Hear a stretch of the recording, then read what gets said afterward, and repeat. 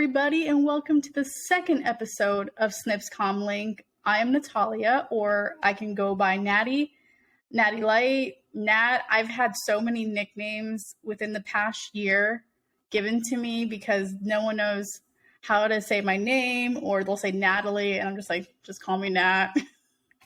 But welcome to SNIP'S COMLINK. If this is your first time here, this is my podcast where we talk about Star Wars, anime, cosplay. You could be a beginner, expert, I don't care. Just come here, have fun, learn something, and take something away. But nothing about me. Here we are for my guest. His name is Josh, aka Mesa Windu. And I don't feel like I need to give you introductions because everyone knows who you are. If you're in the Star Wars community, everyone knows you, Josh. I appreciate the kind words. If anything, you are probably the star child of Star Wars right now on that's social a lot media. Of pressure. The kind words again. No, take it. Every time I have people like they DM me or they comment and they tell me, they're like, "Oh, dude, like, what's that common phrase that you see all the time with certain people? Like, you're carrying like so and so TikTok. You're carrying I'm like." Like, you need to get a massage because you're carrying all of it on your back. And as nice as it is, as much as I appreciate it, I am more terrified. Every time I get something like that, I'm just like, oh God. And it's, I do appreciate all of the kind words from all of you. And thank you for having me on the show. No, I appreciate it. Like, trust me, when I was starting this, and my followers know this, but I've been working on this podcast, kid you not, pretty much since January. And I couldn't do it because I've been filming this movie called The Color Purple, and I just wrapped yesterday. So I finally was like, okay, Now I have time. And when I was reaching out to people, you were one of the first people I thought of that was not like, from my own friend groups. And I was just like, oh, if I message him and he doesn't respond, it's okay. That's fine. But you did. And I was like so happy. And I was just like, I always like that's doing amazing stuff like this. Is just talking to people. And I always try, for those of you listening, if you DM me, I don't respond all the time, but I always try and go through and, at least like a post, or if you have an inquiry like this, I'm always happy to at least respond. Even if I can't do it, I always try and let you know, like, hey, I'm a little busy right now. So I don't like being ghosted either. So like I will definitely at least let you know if I'm able to or not. But yeah, I'm glad that I was able to be on. No, same. And of course, like, the reason why I'm saying, like, you basically, even though you don't like feeling the pressure of having like a whole community on your back on TikTok, but you really do have some amazing Star Wars content on TikTok. Like, for like now the past 2 years, I think you and I can probably not name off the top of my head, but probably like 5 other ones are like the least problematic.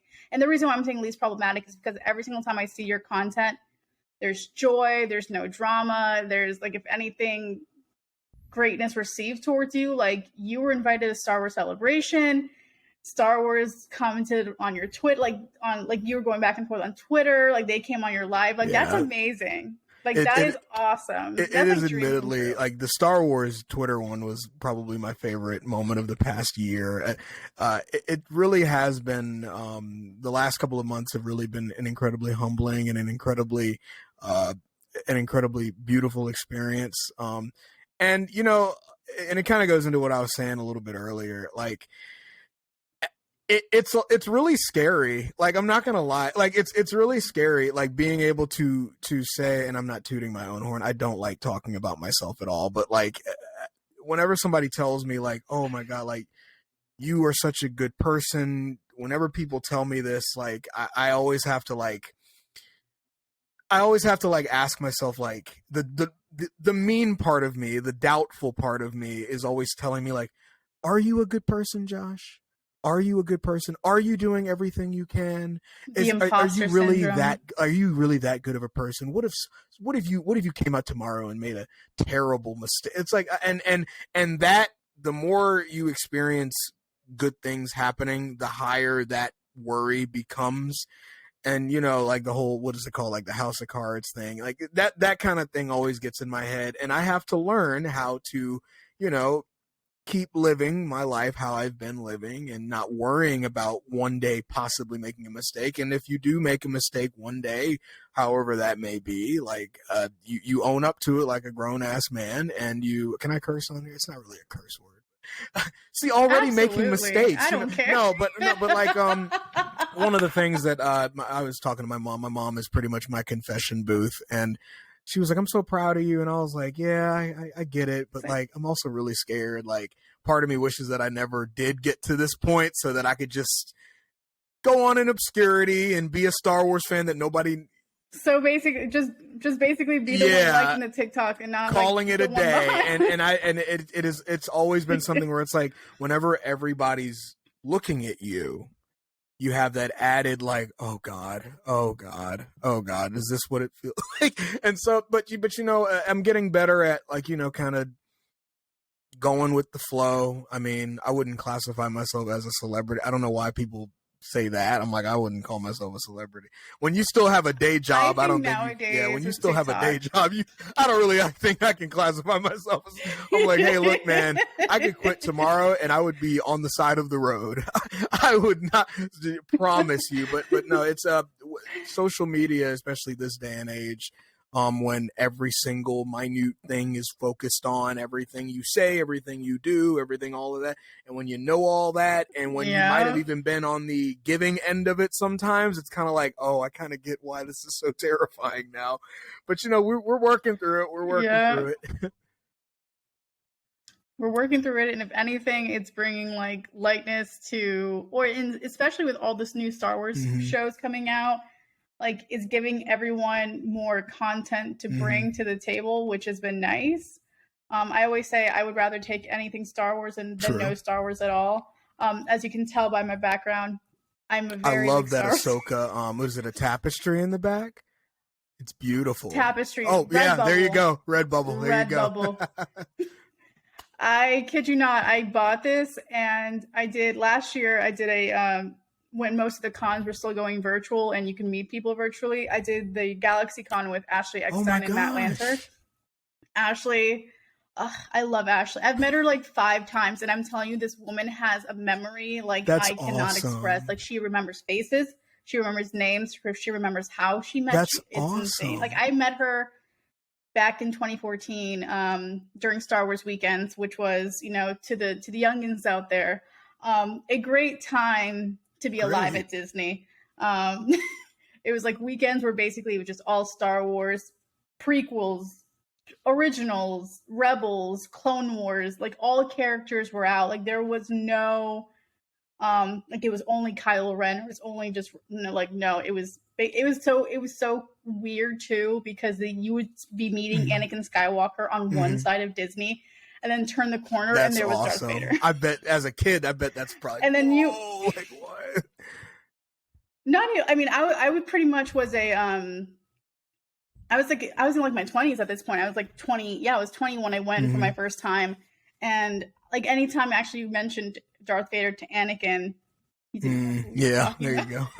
He goes, Darth Vader? I don't know who that is. I know of a Darth Maul. I'm like, oh, okay. But yeah, it's basically like how I met Ashley for the first time. But Ahsoka's one of my favorite characters. She's the GOAT. I can't express how much I love her. I'm actually going to be getting a tattoo of her next month. So like, I can see you have your little so this was actually from I'll give him a nice little plug because he was incredibly gracious.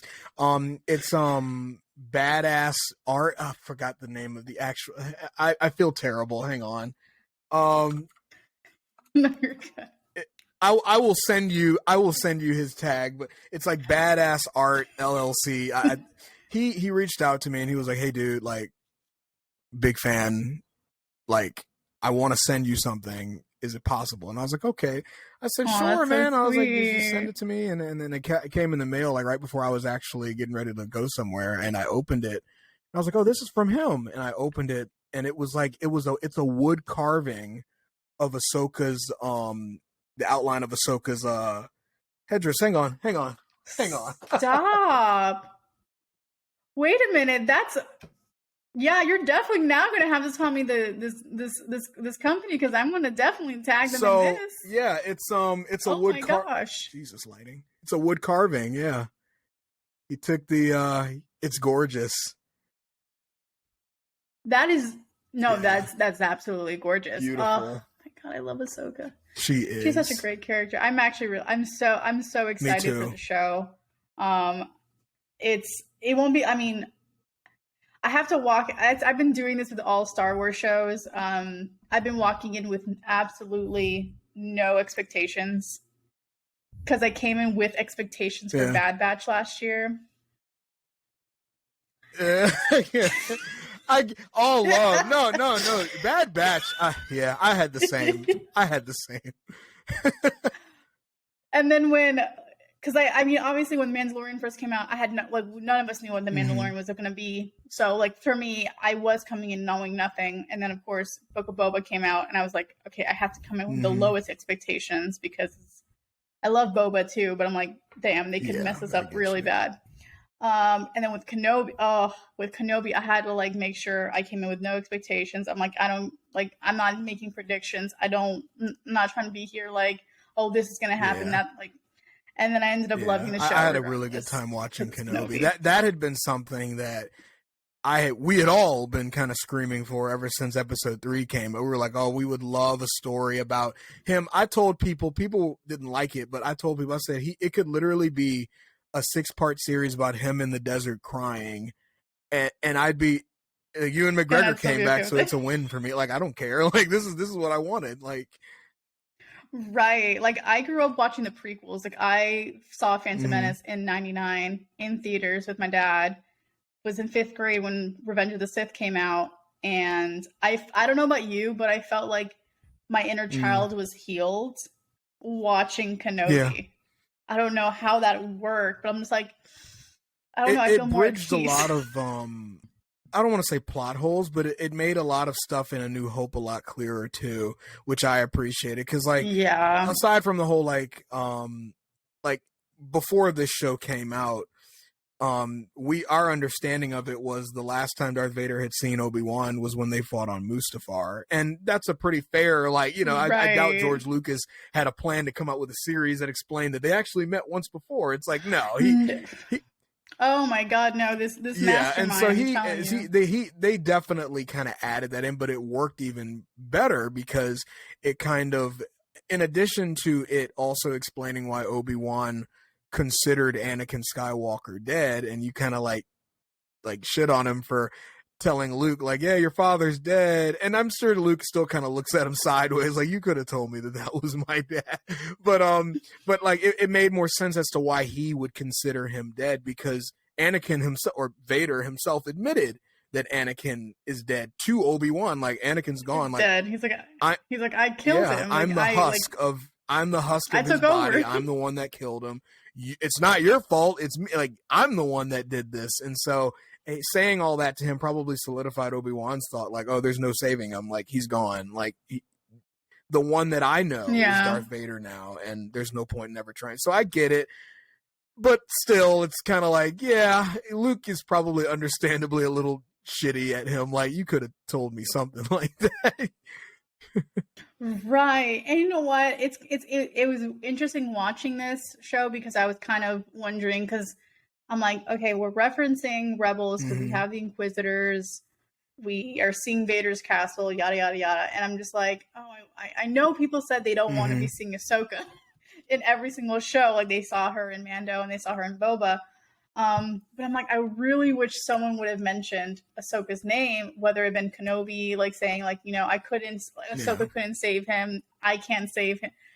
None of that happened. But of course, I love seeing the parallel of when Obi-Wan got Vader on his helmet, and it was literally right opposite side of what Ahsoka got him in Rebels.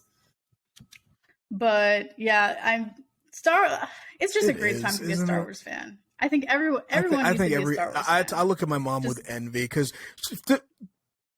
she, like, I love her.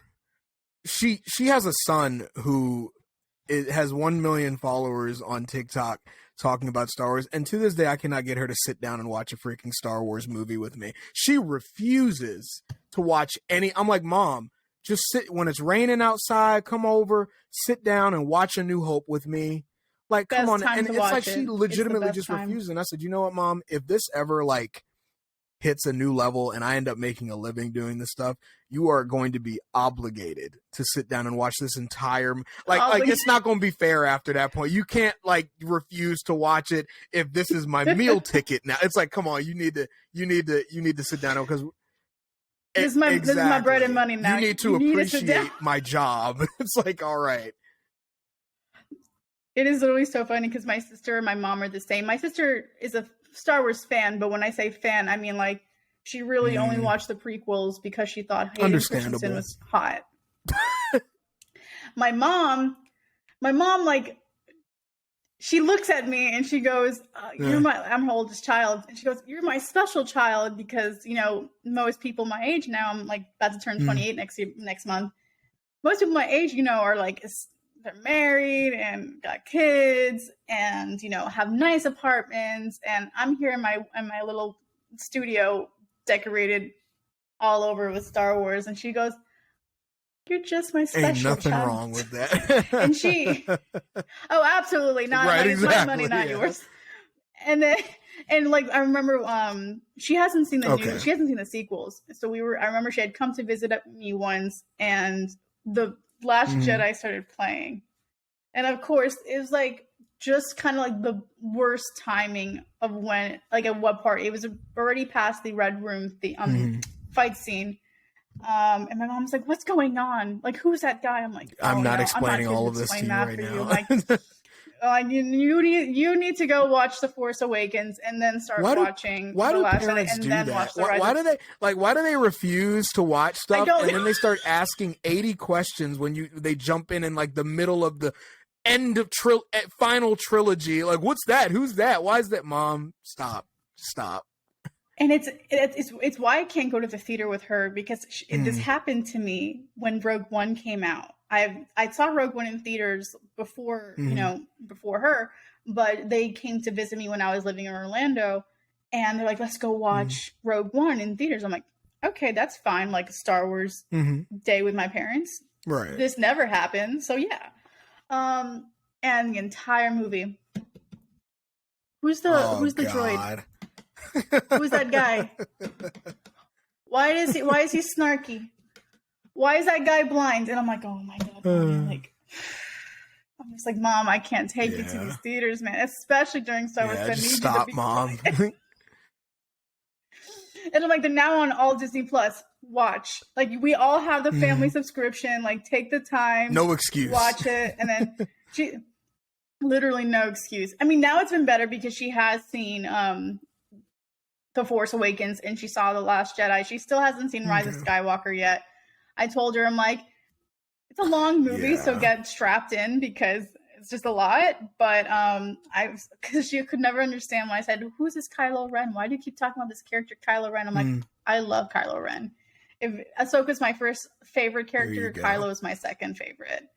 And she wasn't understanding that. It's just like, but aside from all that, let's get into the topic of why I invited you on here. And it's also to talk about anime, because I know you're also an anime fan. I could do more, but yeah, I'm a pretty big one. Yeah, like for me, like most of my content's Star Wars, but I also wanted to start getting into anime. I'm not starting to get into it, but like start posting more about anime, because I'm just like, I know there's so many of us out there that love anime, but let's focus on Star Wars. And of course, this podcast is supposed to be like a mix of like all different things, like Star Wars, anime, cosplay, because these are all things that, you know, I would like people to know more about, especially the people that follow me. But like, how long have you been an anime fan? Like, when did you since start I was watching a kid, anime? like young kid. I mean, my brother, he's 6 years older than me. He was a big Dragon Ball Z fan, and so whenever we would chill, I would sit with him because he was like the coolest guy ever to me. He still is. I love you, Brian. But I would sit down next to him and we would watch like Dragon Ball Z. I would have no idea what I was looking at, but I just saw all like the yelling and the power-ups and all that stuff, and I got into it. My mom, I come from a fairly religious household, so like pretty much anything was subject to like scrutiny. Dragon Ball in most anime was among them. So it wasn't until I got older that I kind of like got back into it. You know, once you get to a certain age, there's really only so much your parent can tell you to do. And so, and my mom's cool with it now, but but back then it was really like a big deal for me to be like, oh, I'm going to watch Naruto. I'm going to do this. I'm going to do that. I'm going to do that.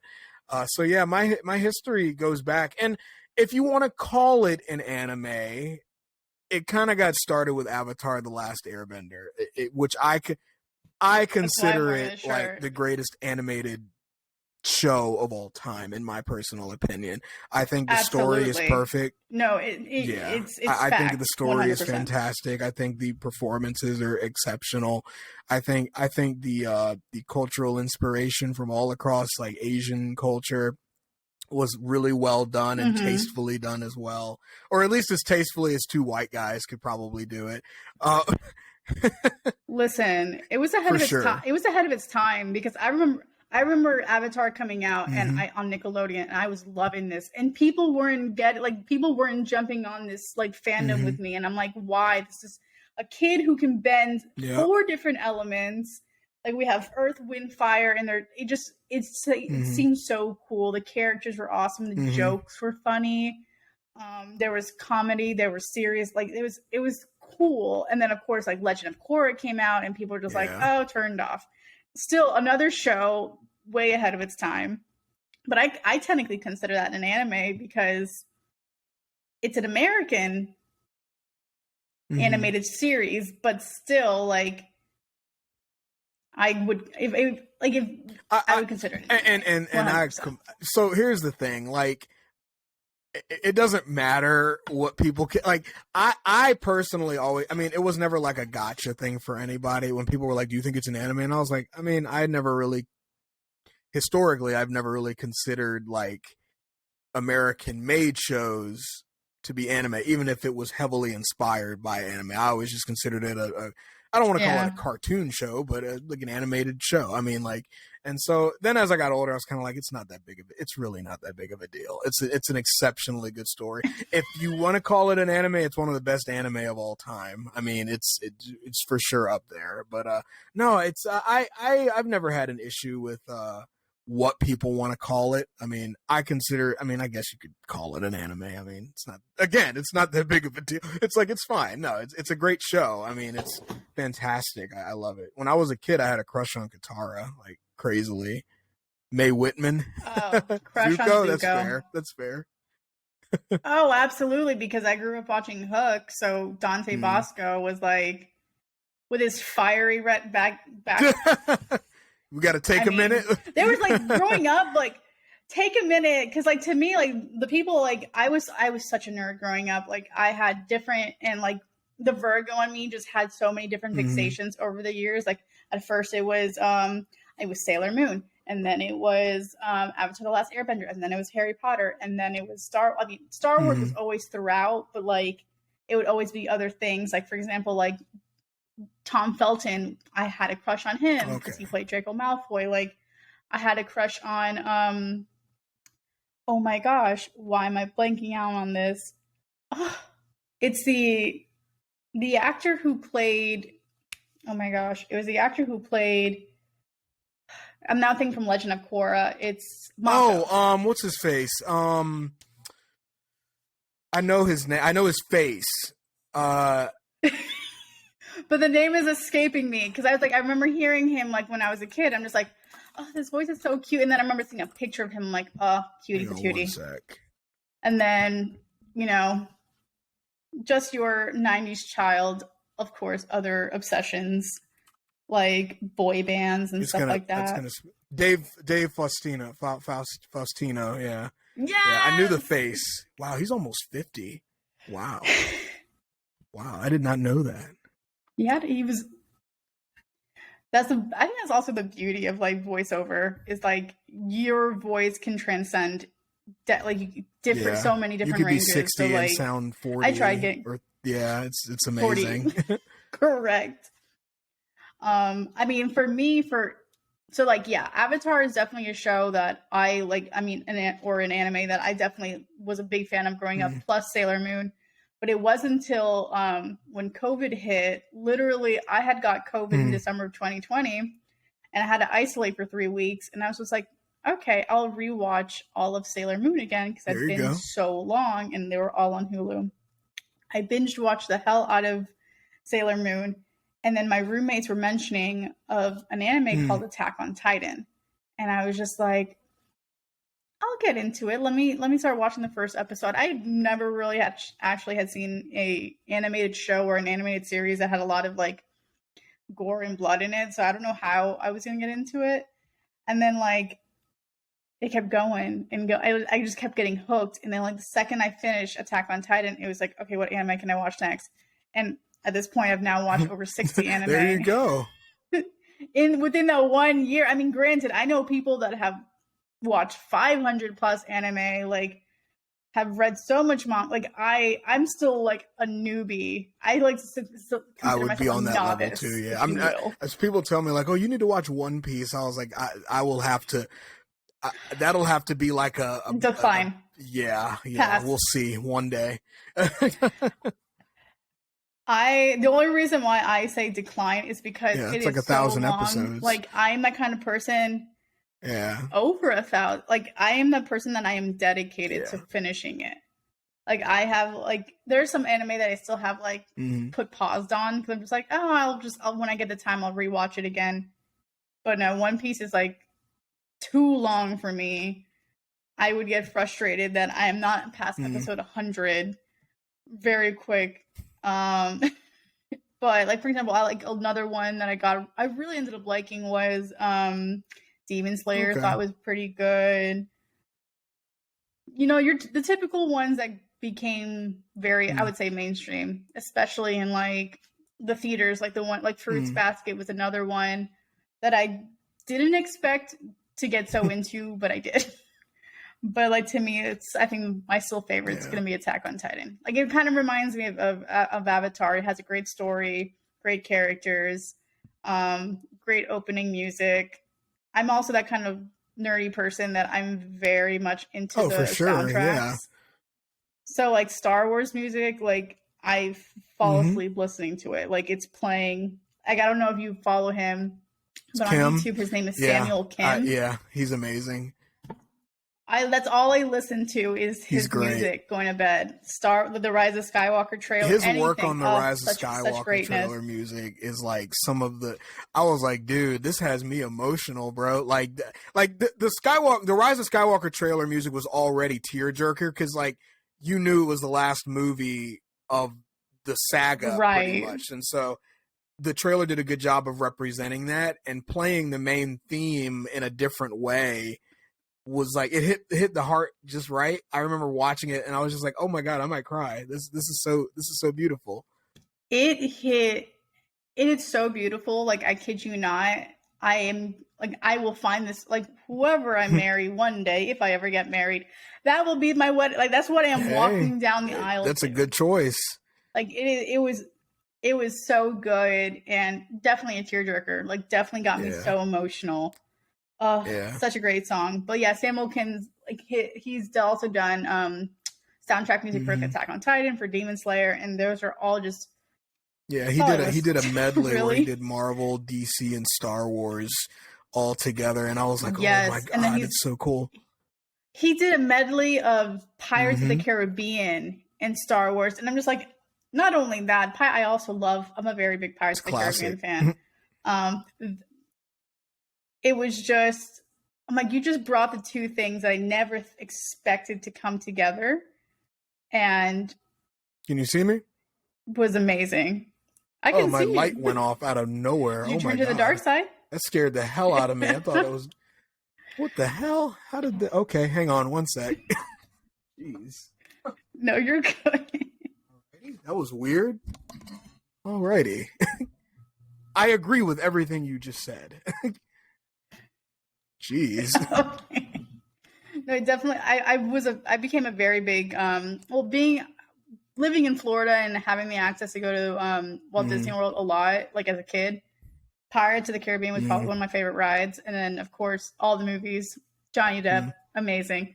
My mom said she would divorce my dad for Johnny Depp, and I still to this day think that she would. Huh.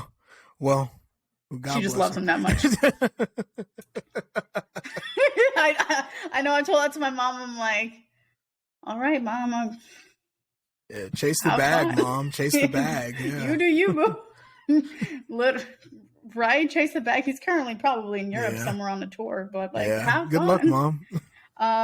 But yeah, with me in anime, I'm definitely novice. I don't want to say myself I'm an expert because number one, I don't like saying I'm an expert on anything, because I'm always that kind of person that there's always so much you can learn from something. Like even with Star Wars, like I don't say like I'm an expert in Star Wars because there's things to this day that I still don't know. Like last week, I had my friend Jim on, Fulcrum in the Force, and we were talking about Star Wars games. Kid you not, I probably only recognized 3 or 4 games. Like I knew Fallen Order, I knew Force Unleashed, I knew Star Wars Legos because that was the most recent game that came out. And then I knew Knights of the Old Republic. Didn't know that there was over 100 plus Star Wars games that had been in existence. But things that I don't know because I'm not an expert. And then, for example, like I know like there's many things in Legends I still don't know. So I never want to say I'm an expert on something because there's always, something more and more that, people know more than me. But I'm just here to like be like, yeah, I would love to hear your thoughts. I'm the same way because and people confuse like you're a TikTok Star Wars content creator with like me being a library for Star Wars, and that's not the case. I know probably about as much as a passionate Star Wars fan would, which isn't everything, believe it or not. I mean, I learn new stuff about Star Wars every single day. I mean, I have followers that tell me about stuff and I'm like, damn, really? I did not know that. Like I only just recently found out a couple of years ago, that, like the super battle droids and like the regular battle droids, I never realized that the super battle droids are pretty much just buff versions of those without a neck. Like if you look at that little bump in the middle of their head, that's the head of like a B1 battle droid. And I was like, wait, what? Oh my God, it's pretty much that, but without a neck. Like they just don't have like neck. It's like they have like traps and then like that's why they have to turn like this. They don't have a neck, but the head is right there. I was like, oh my God, oh my God. Small details that people pick up and, tell the world because like I didn't even recognize that. Yeah. And once again, I'm not here to say like I know everything. Trust when it comes to battle droid ships, if anything, I'm like the least knowing person on that. Like I'll be on stream with my friends and a bunch of them, they're all big lightsaber fanatics, which great for them. Wish I had the bag to purchase as many lightsabers as they own. We'll get there one day. I'll take my one. Literally, it's a very slow process because like I have my saber that I got from Galaxy's Edge when I did the whole custom lightsaber experience. I have my legacy Ahsoka lightsabers that I was a drunk purchase on Halloween of 2020. And it was because the main reason why I bought them is because Ashley signed the box. And I said, I'm buying this. Now, granted, did my bank account like me afterwards? No. And then I have no, absolutely not. And then I have my Princess Leia baselet saber, and then I just got the Dark Ray Xenopixel saber, and like that's like the most extravagant lightsaber I'm ever getting. But no, these guys like will talk about like lightsabers and all this kind of stuff, and I'm here like, you know the kyber crystal. Oh yeah. I know all of this. Oh yeah, and they'll be like. I mean, with stuff like kyber crystals and stuff like that, I actually do know that I in my little collection over here, I have like a bunch of the books. So like I definitely do my reading, but there's still like many things I don't know about Star Wars. Star Wars is so big, and it's kind of what I like comparing it to anime. Anime and Star Wars are such big universes that you can spend basically your entire life like learning from both of them and still not learn everything. But definitely we know that there are different communities on TikTok. Number one, the Star Wars community, which you're a big part of, and there's the anime community. I know obviously you said you grew up like watching Dragon Ball Z with your brother, but like now that you're seeing anime on TikTok and becoming more mainstream, like do you think this is like the best thing that's ever happened to anime, or you're like, oh, maybe like that should have been one thing that shouldn't have blown up? I've never been a big fan of the whole like, because there were a lot of nerds in like public school growing up, and like at the time it was not considered extremely popular for people to sit around the lunch table talking about like Naruto, or at least in certain schools. I mean, I know it wasn't that popular to talk about it at my schools, but I also, on the other hand, have never been a big fan of people saying like, I'm old enough to remember when I was one of the few people that was into it, and I don't like how everybody's into it now. And I'm like, yeah, but that's not, there's no real benefit to keeping that like gate kept from everybody else. I've never been a big fan of that on any level. I mean, anime is an incredibly beautiful industry. It's given us some weird shows, but it's also given us some all-time great shows, and I think it deserves to grow as much as it can. And if its destiny is to one day kind of falter out of relevance for whatever reason, then let it do that on its own. I've never really liked the whole, like, if you were one of those guys that was into it back in the day and nobody else was, then you can look back at that fondly and be okay. Like, you can always look back and say, I remember when I watched Naruto Shippuden and I was the only one that knew about it, and now everybody else knows about it, and that's pretty cool too. I like that you should want everybody else to appreciate how good the story is. I don't know. No, I mean, I agree, and the reason why I mainly agree, I mean, pretty much if you were a girl growing up, Sailor Moon was your go-to, like, you know, wanted to be like Usagi and have your buns in and your little cute sailor outfits. But like growing up, I remember, you know, in my high school too, we had an anime club, and basically, like, I vividly remember the looks people got for those that were in it, and it was just like, you know. But thankfully, like, to me, times have changed. The fact that it's becoming more accepted is amazing, because now we're allowing the weirdness to be there and proud, and be proud to be like, we've mentioned this before, but I tell, like, my mom says, you're a special one, like, oh, you're the weird child, but like, I'm proud to be weird. Oh my gosh, like, why would you want to be normal when you can be weird and just embrace all this cool stuff? So the fact that, you know, anime is kind of making its way through, especially TikTok and Instagram, and I don't know other, probably in all like, forms definitely of, like YouTube medias. In all forms of media, it's becoming so normalized, especially also with clothing, because that's another thing. Like, I own so much anime shirts now and Star Wars shorts. Try and wear those clothes. 10 years ago at a high school and see how that goes for you. Yeah. Correct.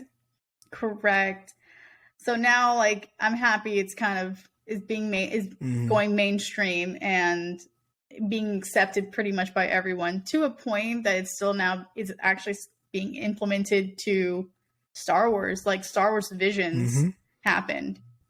And I'm just like, I think 10 years ago, if they would have, if Lucasfilms would have been like, let's do a Star Wars anime, they would have been like, no. They'd be like, no, like, this is going to be, like, no one's going to watch this. But now, like, for me, I loved Visions. Like, I was trying to hype my sister up. I'm like, there's going to be a Star Wars anime. Like, you guys got to get ready for this. Like, this is going to be unlike anything we've ever seen before. Like, it's not going to be Clone Wars or Rebels. And she's like, I don't care. And I'm like, well, fuck me, I guess. Okay, then. Literally, she's like, well, damn. So usually when you watch anime, like, what do you watch it on? Like, what are your streaming services that you would watch? I had Funimation for a while until they merged, I think. Didn't they merge with Crunchyroll or something crazy like that? Yeah, that was interesting. But no, I had Funimation for the longest time. So recently, the new shows that I've been getting into, or I got into because they only have 3 seasons, was Black Lagoon with Revy and Rock, and she's the chick with the dual pistols, and like she's like a mercenary. Like, I loved that show so much. It was so brutal. Yeah, you should check out Black Lagoon. It's really good. It's also one of the few, you know, like the biggest like diss is that like the dub is always inferior to the actual like the original recording of it. That's one of the few anime that I think does as good of a job, if not a better job, than the original voice actors, because I really, really enjoy the voice performances of all of the main characters. But like that was one that I kind of got into last year. I was going through it quickly, and then I didn't realize there was only 3 seasons, and I was like, no, what do you mean? And the story isn't over, so I think they just canceled it or something. And I was like, no, it was so good.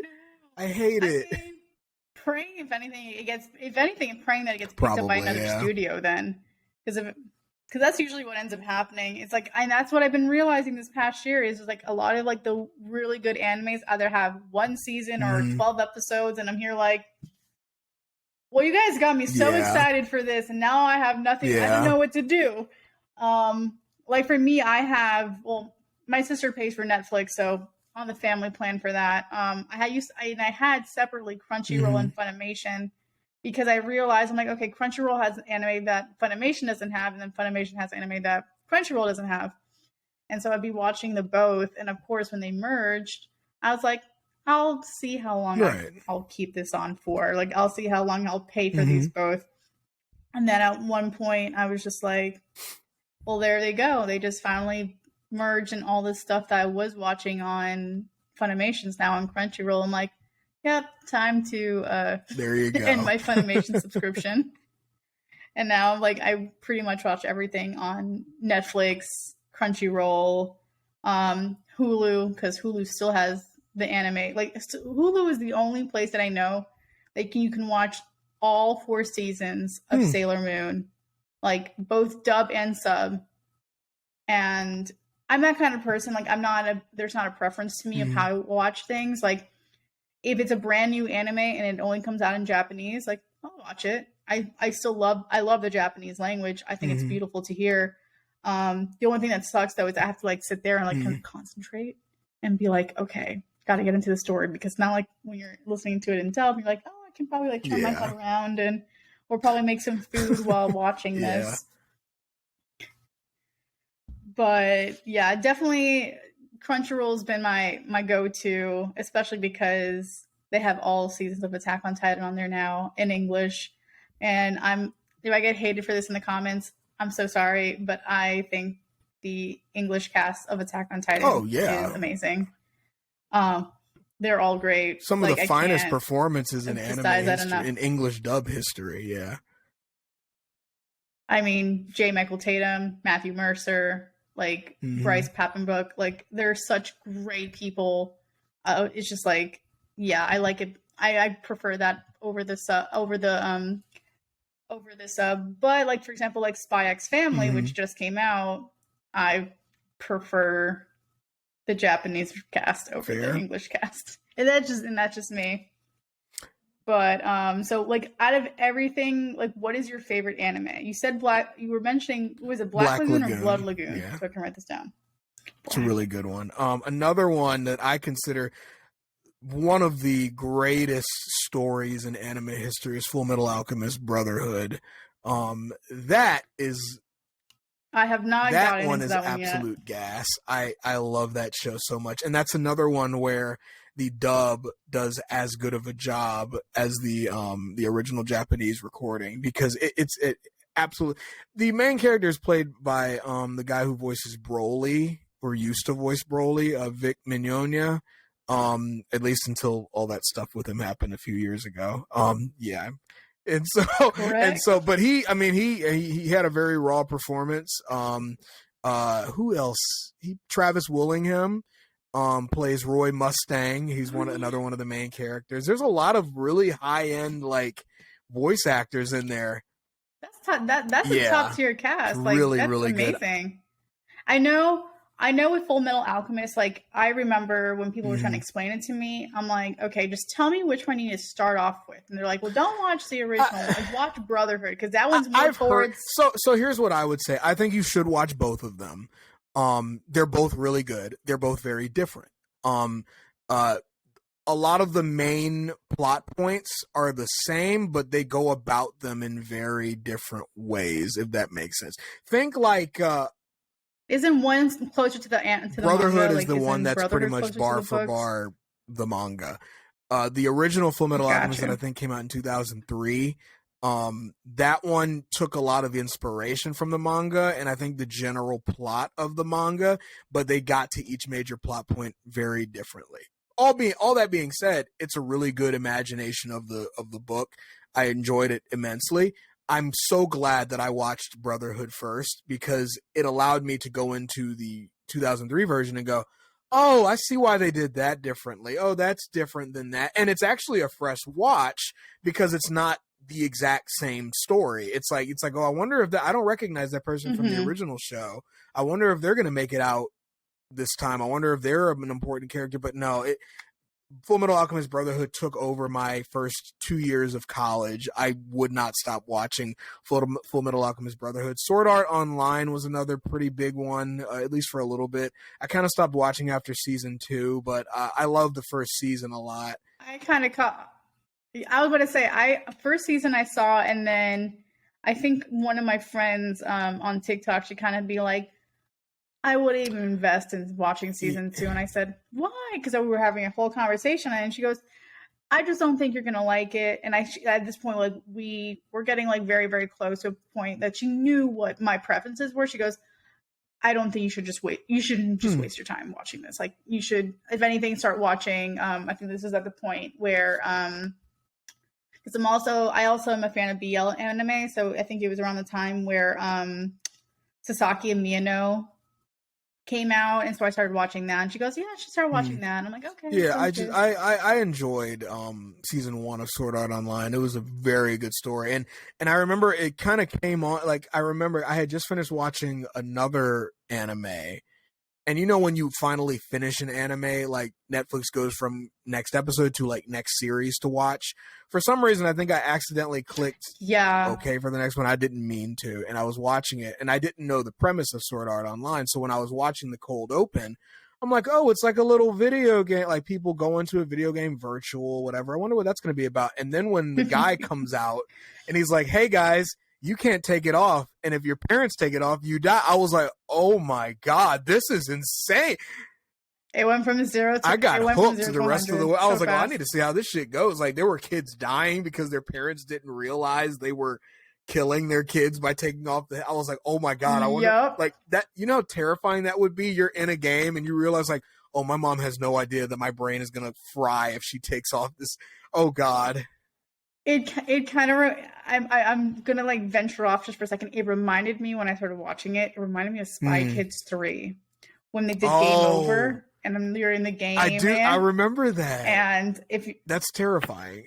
When you're right, you're playing a live, like a game, and then like something happens to you, you could die. I'm just like, oh, this is very graphic. And the crazy part is obviously, like, the one thing I love about anime is that the posters for them look so happy. Like, it looks so like innocent. And it's the most depressing shit you've ever seen in your life. Yeah. Because, like, I hear the intro for Sword Art Online, and it's like, do do do do do do. I'm like, oh, that's cute. It's like some It is so adorable, and then it's like, this is not adorable. One of the episodes, Kirito's one of his first, like, bands, I guess, of like really inexperienced kids, and they all got killed, and so he had to tell the other guy and the dude just walked off the bridge, and I was like, "Oh my! What the? Holy shit! What's the Patrick? What's the Patrick Star SpongeBob? I mean, where he's like, "What kind of place is this? Like, what the hell?" I was shook. I was like, "Oh my God!"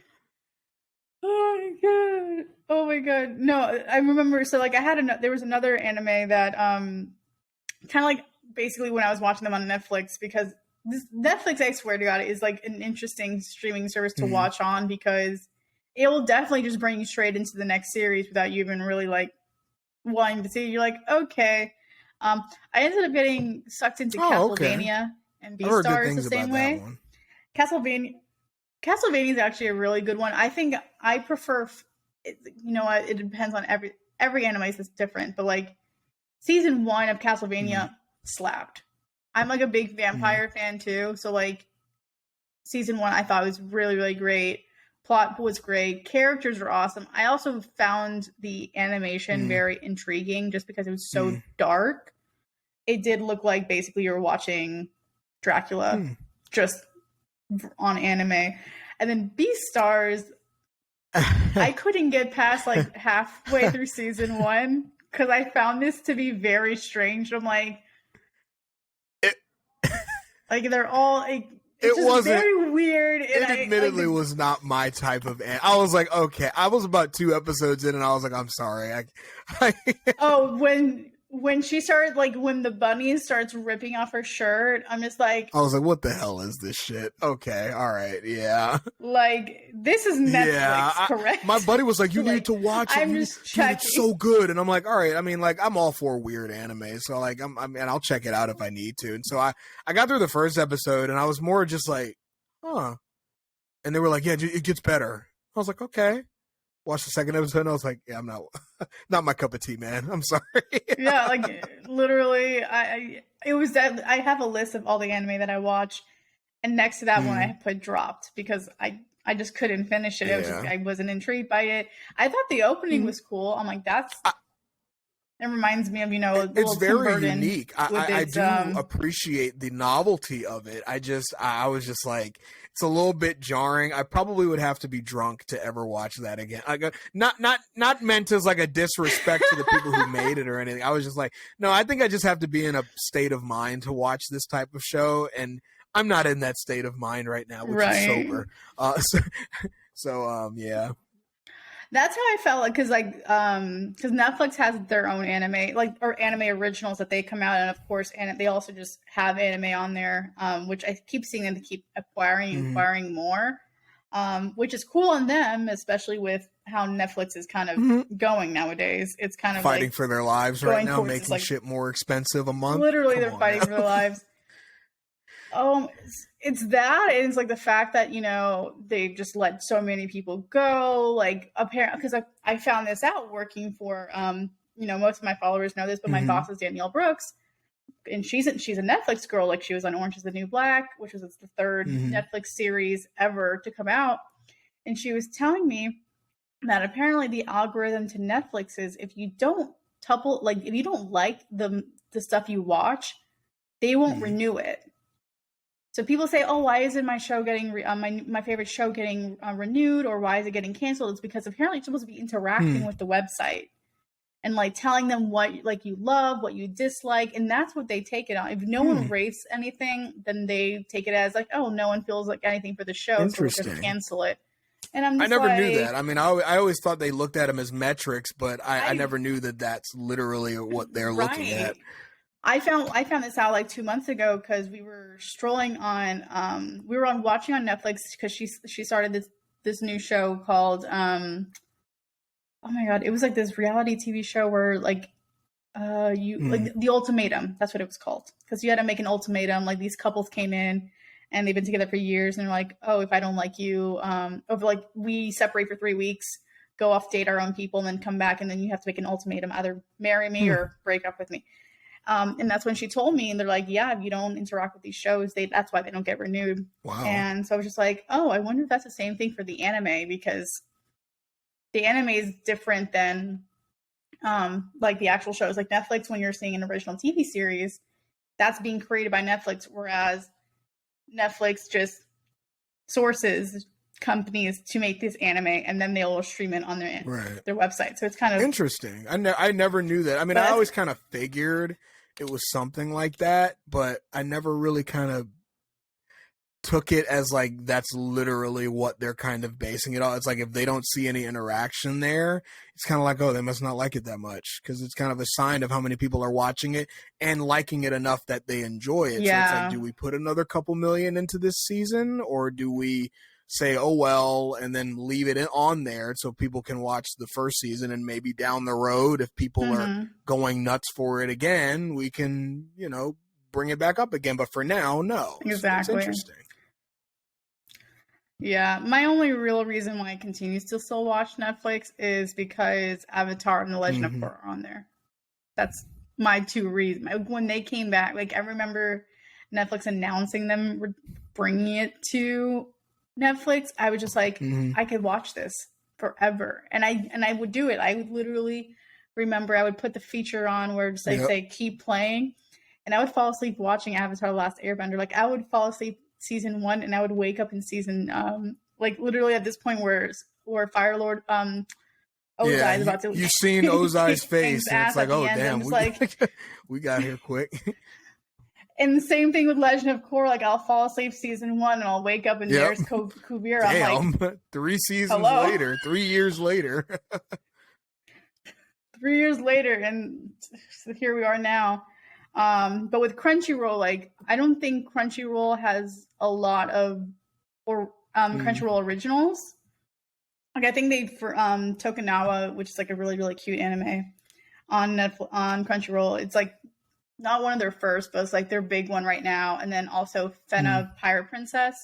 I started watching a few episodes. It kind of gives me the vibes of what basically like a little bit of what One Piece could be. From what I've gathered, like people have explained what One Piece is to me. I just won't sit there and watch 1,000 episodes. Like I like the concept of One Piece. I just don't expect me to sit down and watch 1,000 episodes one day. It's neat concept. Oh no. And I think what's crazy is I think someone said to me, that's not the longest running show or like longest episodes an anime has. Like there's like another Japanese anime that has more than One Piece's episodes. And it's not Bleach, is it? Bleach isn't nearly that long. No, I don't think it's Bleach. It's long, but it's not nearly that long. No. It's like I think it's definitely it's a Japanese kids anime that's just been running since I think the 80s or the 90s, and they just keep making episodes. So that's why at this point they have more episodes than One Piece. Yeah. Which makes sense. But because I know in terms of manga, Berserk is an incredibly long lasting. I haven't even I wouldn't even try, aside from like the fact that there's some very adult and disturbing like themes in that one. I've made the mistake of looking up a few of them, and I was like, okay, yeah, I need to be in the right state of mind to watch this. It's just really long too. Like I saw somebody do like a quick recap on YouTube, and it was like 3 hours long, and I was like, a quick recap is the length of Avengers Endgame?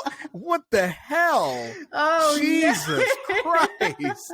I was like, oh my God. I got about 2 minutes in and I said, wait, how long is this? And I like moved the mouse over the video, said, you are 2 minutes into a 3 hour. I said, I ain't watching this right now. I don't care that much. Like, come on. Yeesh. Oh my God. That's too much. Not as long as Endgame. I'll tell you, I'm telling you one thing, and I appreciate the grind that YouTubers do, but I'm telling you right now, if I'm making enough edits and working hard enough on a 3 hour video, that thing better hit the algorithm gods, because I am not doing all that for it to flop hard. No ma'am. No ma'am. Hell no. Like, one of my friends, Simon, who's on YouTube as Sem's Nerd, like he's been posting like great content for like I think over a year now. But the grind is just like with YouTube, because YouTube is very different than TikTok. Like TikTok, it's to me at this point, TikTok's like the look of the draw. Like you post a video, if it's great content, it's great quality. If it's gonna hook you in, higher chances it's gonna go viral. But I know so many people like will make good stuff, just never goes viral. YouTube, like back in the day, if you had that one video that blew you up, your channel was popping. Like you would still get all it takes is one. It literally only takes one. You're there, yeah. I had, I think, one video go. No, I would say there's 2 videos that went viral for me on TikTok. One of them was back in 2020. and the other one was last year. It was me, I think, me reacting to someone had done the Attack on Titan opening, Shinzo Wasasagio to Star Wars the Galaxy of Adventures that they did. Yeah, Galaxy of Adventures. Good. It was, so I did a reaction video to that, and I was literally like, initial reactions, what you got from me, and that video went viral. And then the one in 2020, it was basically me telling the world that I love Adam Driver.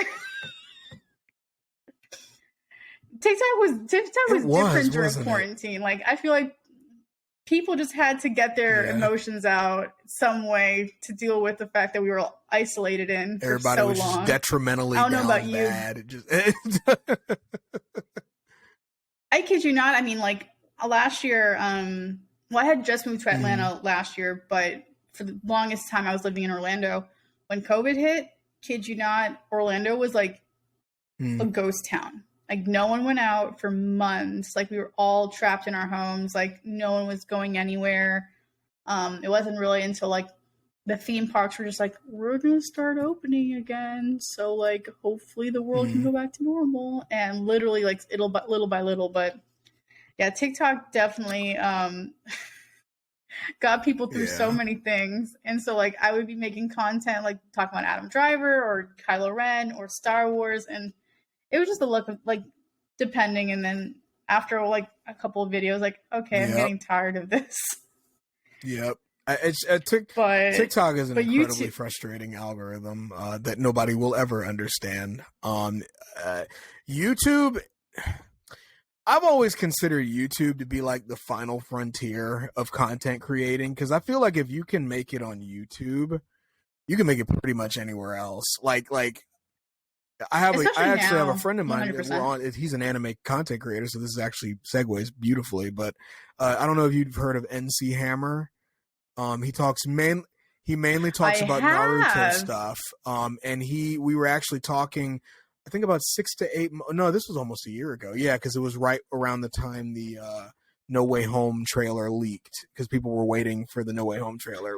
I was on air on his podcast when it leaked, and I actually broke the news to them. They were like, "Oh my god!" But no, anyway. So he was talking about it, and we were discussing it, and we were discussing TikTok, and he was like, "Yeah, I'm not gonna lie, like I'm not really feeling it." Pretty much, he was like, "It's cool." He said it's a really good networking tool. If you want to start moving people over to YouTube, it's a really good way to do that. Just don't say it on TikTok. They don't like when you advertise your other things elsewhere, but understandably why. But he managed to build a very, very impressive fan base on YouTube. He has about 750K on TikTok, which is impressive. There's nothing to, I have 1 million, but you can't quit your day job doing something like that, unfortunately.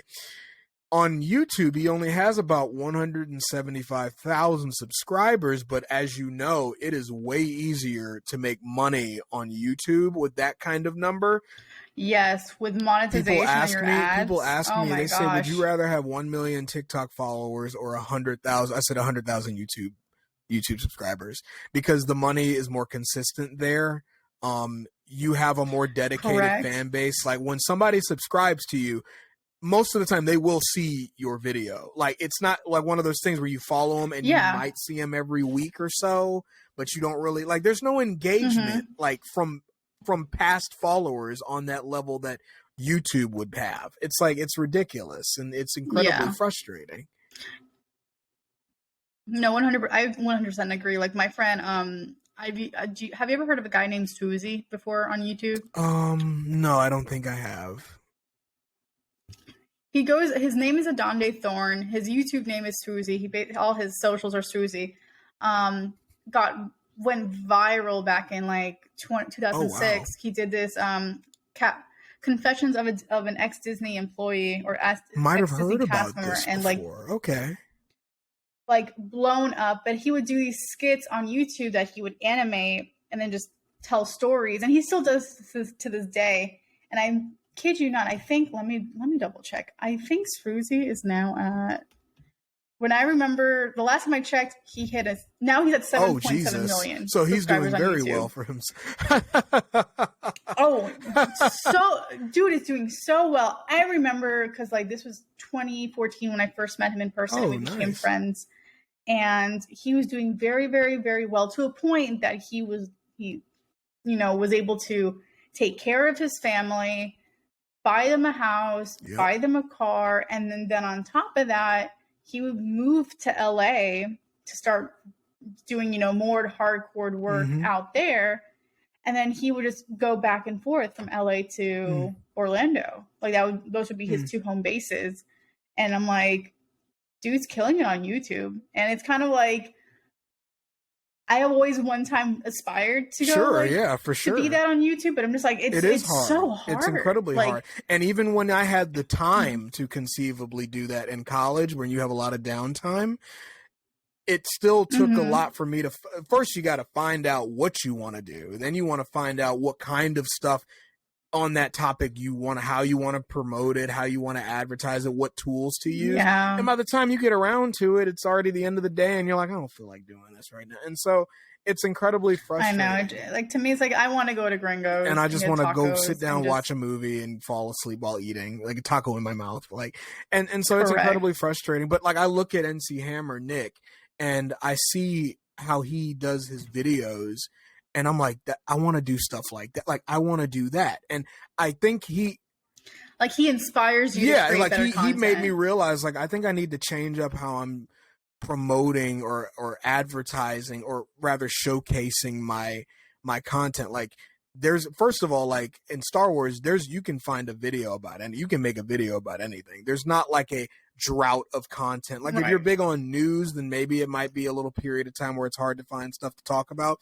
But if you're making general Star Wars discussion videos, like top tens and stuff like that, it's like you'll never run out of content to do. And so that's literally what my friend Simon does.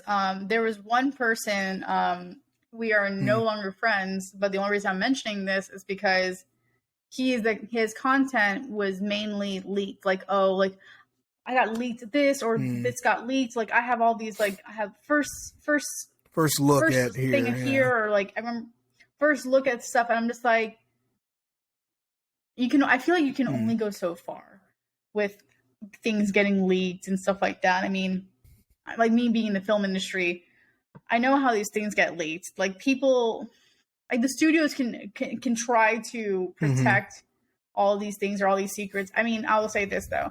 Lucasfilm, they have like god tier security system. I don't know what they do, but like it's to a point where not even the crew knows what's happening, which is great, which is wonderful, which is what I think most people. This is I think what most people want on film sets is like they want like all their content to just be like need to know basis.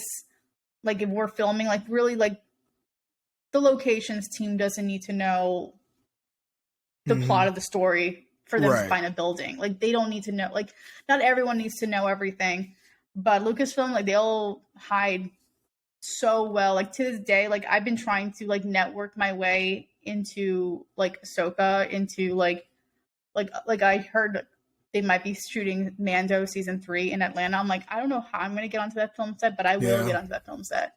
And it's just locked. I don't know who any of these people are. I don't know who the crew is because they're so secretive with everything. I told Star Wars. Sorry to interrupt you. I told Star Wars Twitter when they were inviting me to Star Wars Celebration, and I actually got to meet some of the marketing team, which was really fun. And I told them we were standing in the middle of Anaheim, and I was like, "Hey, listen, while you guys are here, I know this is awkward. I have to shoot my shot." And I was like, I said, because I don't know when I'm going to be able to speak to you on this level again, so I have to shoot my shot. If you guys ever would like me to help work with you on advertise, anything like that, like if you're planning on making a Star Wars official TikTok channel, like I would love to like post videos for you guys, do anything like that. And they were like, we will absolutely keep you in mind, which I know that can mean anything. That can mean, dude, get the fuck out of my face. And it could also mean like, well, genuinely, or we're already considering it. Like it could mean any slew of things. Listen, you just gotta speak it into the world and manifest. And, it it's and worked come. so far. Like since like the pirate thing is what kicked off everything. The pirate cosplay, which I still have the outfit that. in there. I haven't worn it in a while, but I still have it in there. And the original one, it was amazing. That. I remember those videos so much because I was like, oh my god, like because you had the long hair, and it was just like just a different. It was just when everybody, like I said, like quarantine was happening, people were making content. It was just eye grabbing, and then I was just like, this guy really does look like a pirate, like 100%. Like he's doing this, and then of course. What was great is like I'm like, oh my god, this guy also loves Star Wars. Wonderful. Follow. I told myself because like up to that point, even though I had crossed 100K at the end of 2020, and 7 months of work, that's something I'm proud of. I'm like 7 months of work just starting, and you get to 100K in less than a year. That's great. And I remember at the end of the year, I still had no really big aspirations for it. I was like, this is nice. It's cool. I'm glad it's not getting banned, despite Trump's best efforts. I was pretty happy because I was making a lot of friends and there was a lot of sweet people on there. Like I met Straw Hat Goofy. I met people like him and Jay Stoobs, and I was just like, these guys are awesome. It would be a shame to lose that. And so it wasn't until the pirate thing that I was kind of like, I think I might be able to make a thing out of this. I just want to see where it's going. And over the course of that year, I was kind of telling myself like, okay, I think I can do something with it. But then there was like that 8 or 9 month period where I had videos that were doing well, but I wasn't growing as a result of them. That's another thing that I run into on TikTok. You'll have videos that do well and you will be like, I only got like 10 followers from that entire what the hell? And so it wasn't until early this year, around March, that it was like, it took another shooting up again. Like it was like, you were at 650 for about 8 or 9 months, and then you get up to 700. And I was like, okay, might stop around there. 800. Oh, it's still going. 950. Oh my God. Oh my God. And then we got to like 998, and I said, I swear to God, if it stagnates, I'm gonna be so mad. But it passed it, and that's when I realized, like, I could actually possibly turn this into something. I don't know if it'll be on TikTok. I don't know what the future of that app holds. I don't know where my future on that app holds. But I can use that experience. I can use the people I now can consider associates of mine, and I can say, like, let me try and rebuild on YouTube and turn that into what I've always wanted it to be. You know what I'm saying? Like, because YouTube was always my final frontier. I mean, it's possible. I mean, it's 100% possible because Vine. Like, let's think back to the days of Vine. Like Vine, if you got big on Vine, all those, and then of course when Vine went away, all those content creators went straight to YouTube.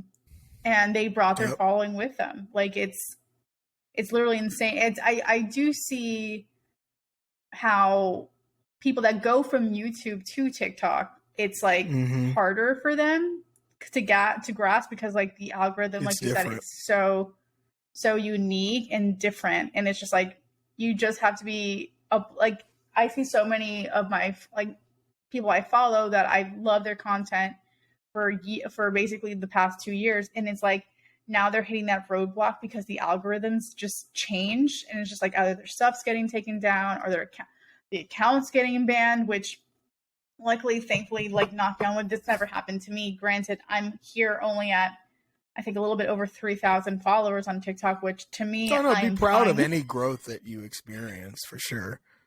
Like most of it's definitely from when I would post like Kylo Ren and like Adam Driver TikToks, but like I would see people that would make really great content, then their stuff gets taken down or their stuff gets deleted. I actually got an account warning yesterday. Speaking of that, gosh. Yeah, first one ever. I was pissed yesterday. They came out. It was a video about Star Wars blasters, so I immediately knew why the video was flagged. It was guns. It's the blaster. Oh my god. Then they gave me a warning, and they were like, your account's at high risk of having not outright banned, but having features taken away, which I'd be pissed regardless. Even taking anything from me would piss me off when you already don't pay us. But that's all right. That's another that's another day. Like that's a whole other.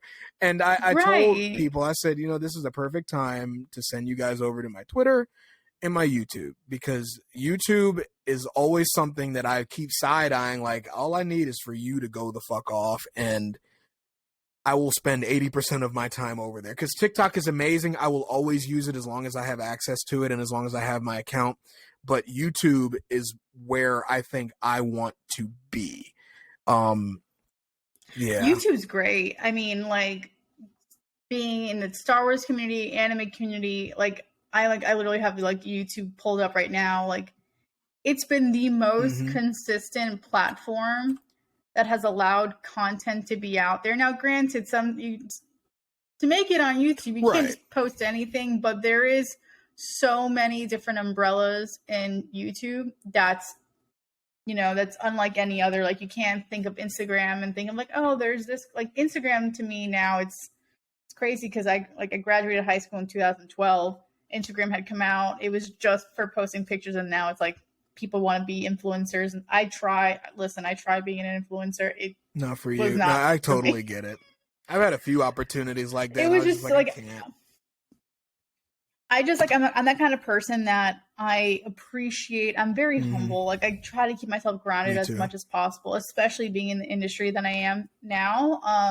Like, for example, I just wrapped on my movie yesterday and had so many of these actors like coming up to me and like complimenting me. They're like, you were such a great assistant to Danielle. Like, she couldn't nonstop talking about you.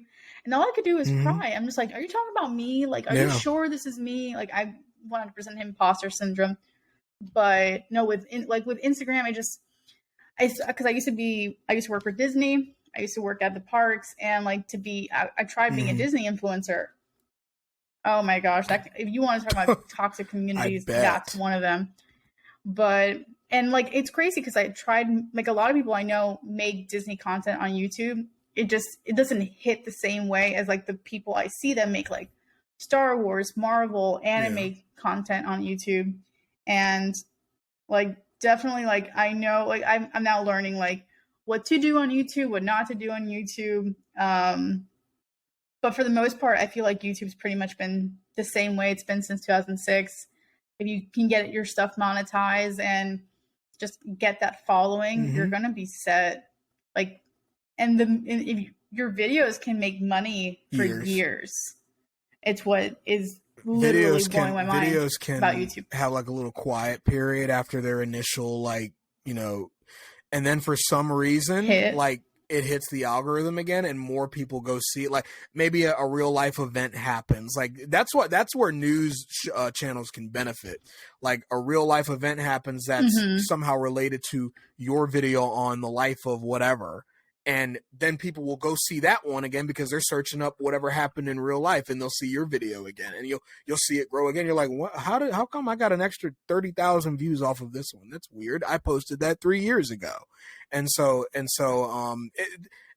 it literally only takes one of those videos too, because the moment it happened with me on TikTok. My first couple of weeks on the app, I didn't know what I was doing.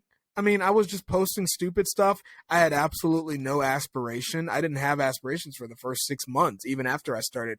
But it only took one video. I think I did some stupid, like, skit. They like the skits on TikTok. They really like my Star Wars skits. And skits. I think it was like a modest count for me now. I mean, it's about 30,000 views, 6,000 likes. But I was very proud of that because across any social media, that was the highest I've ever gotten at that point in time. I was like, whoa. I'm not used to this. And then people followed you from that video. And then next thing you know, 500 followers, 5,000, 10,000. And you're like, oh, kept growing, if that can happen on YouTube, like, there's literally, the sky is the limit. You could do almost anything. And I'm hoping that maybe sometime this year, before the year is up, I can say that I hit that mark where I'm like, I think I cracked my code, my personal code for this website. Yeah. Well, definitely. I mean, it's 100% possible, especially if you bring, like, I feel like if you can bring your skits to YouTube, because people do it, like, for example, that's what Swoozy does. Like, he his skits are granted like they're animated, and he'll sit down and he'll explain it with like little 2D or 3D animation like around him, which is cool. But like, yeah, I like, for me, everyone just kind of, are you looking Swoozie. up Susie? Yeah, okay. I've seen his stuff before. Yeah, he's been, his channel has been there since 2005, basically. This dude's an OG. He's an OG. 2006. Like this, he's an OG. Every one of his videos has like 6 million views. Like, hell yeah, you're going to be able to live very comfortably. Holy hell. Oh, no, it's insane. And what I love, his original, it's definitely, oh my God. Has it been 12? There's no way this video came out 12 years ago. But he'd been posting consistently, and then it wasn't until his, oh my God, once I find it. 1 billion views. Okay, wow. Yeah. It's insane, but that's what I'm saying. Like, if you consistently post and your videos do, like, if you have that following, you're gonna, like, the dude's comfortable. Like, so jealous. I'm like, I'm happy for him. That'd be nice. Yeah. If I could, I'm ecstatic for him. And but it's kind of like he found his niche. It's kind of like what you need to find on YouTube. It's finding your niche.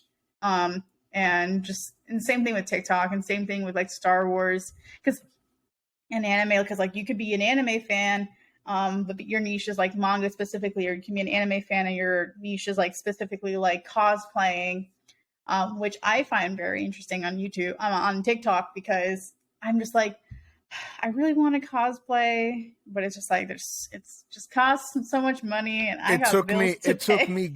It took me some good credit cards. When that pirate thing went off, because when I posted that video saying it would be really cool if I dressed up as a pirate, I had absolutely no expectation of actually doing it. I was like, it'd be cool to save up money someday and find some really cool outfits and try them on. Because I've always been a big like dress up guy. That's why I've never had problems wearing suits and stuff. Like, I should have known when I was a kid that I would end up liking doing stuff like that. And so I posted it, went to bed, or started to go to bed, getting ready for bed. I did like a quick TikTok live before bed. Now, normally I get like 5-6 people at that point. Most of them are mutuals. So it's like, hey, dude, what's going on? And that one had about 50. So I was like, okay, that's the highest I've ever seen. And then it was 100, 250, 500. Oh, wow. 900. I was like, hold on, what's going on? Yeah. And they were like, and everybody was screaming in the comment section, dude, check your page. And I was like, did I get banned? I was like, wait, did I get banned or something? What's going on? And they said, Josh, turn off the live right now and go see. Josh, you're at 150K. Now, mind you, not even 3 weeks earlier, I had just hit 100K after 7 months of work. They're telling me I hit another 50,000 in a span of like 30 minutes of the last time I looked at it. So I turn off the live. I'm kind of scared to look at my channel because I'm like, I don't know what's going on. And that video I posted had been out for less than an hour. And that's how you know it's about to go viral. You'll see a fuck ton of comments, and the view count won't be updated yet. And then you just see, and then I checked the next morning. I went to bed because I was having pretty much like a freaking panic attack. Like, oh God, oh my God.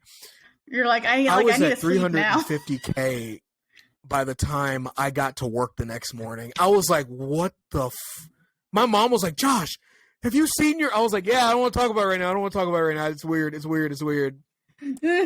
after I was just like, oh my God.